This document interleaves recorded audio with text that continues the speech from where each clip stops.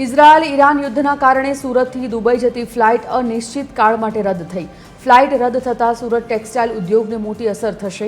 આખા વિશ્વ માટે સુરત કાપડ ઉદ્યોગનું મુખ્ય કેન્દ્ર છે। આખા વિશ્વમાં કાપડ ડિલિવરી કરવા પહેલા દુબઈ માલ મોકલવો પડે છે। દુબઈથી અન્ય 45 દેશોમાં કાપડની ડિલિવરી થાય છે। ઈરાન અને ઇઝરાયલમાં સુરતના બુરખાની માંગ વધુ છે, ત્યારે યુદ્ધ લાંબા સમય સુધી ચાલશે તો ટેક્સટાઇલ ઉદ્યોગને કરોડોના નુકસાનની પણ ભીતિ છે। જે રીતે અત્યારે યુદ્ધ થઈ રહ્યું છે એવું જોતા એવું લાગે છે કે આપણે 45 દેશો સાથેનો આપણો વ્યવહાર છે અને ખાસ કરીને દુબઈ વાયા જે રીતે આપણું કપડું જાય છે એને લઈને ખાસી એવી અસર અત્યારે તો એક કહેવાય કે ભયનું વાતાવરણ છે કે ભાઈ આ જો લાંબુ ચાલ્યું તો કેટલું મોટું નુકસાન થશે।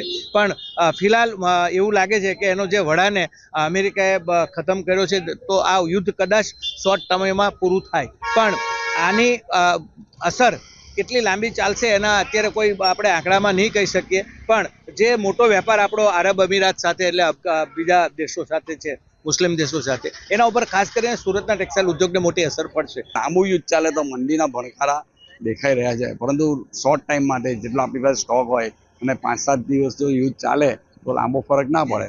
પણ જો બધા દેશો એમાં કૂદી પડે ને લાંબુ યુદ્ધ ચાલે તો ક્રૂડના ભાવ વધવાથી, કેપ્રોલેક્ટનમાં ભાવ વધવાથી યાનમાં ઘણો ભાવ હાઈક થઈ શકે અને કપડામાં મંદી આવવાની શક્યતા દેખાઈ રહી છે।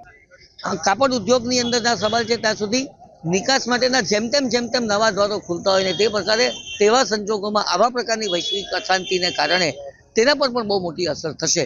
ડાયમંડ ઉદ્યોગ પર કદાચ ઓછી અસર થાય એવી શક્યતાઓ એટલા માટે છે કે અમેરિકાએ પોતાની નીતિ બદલી।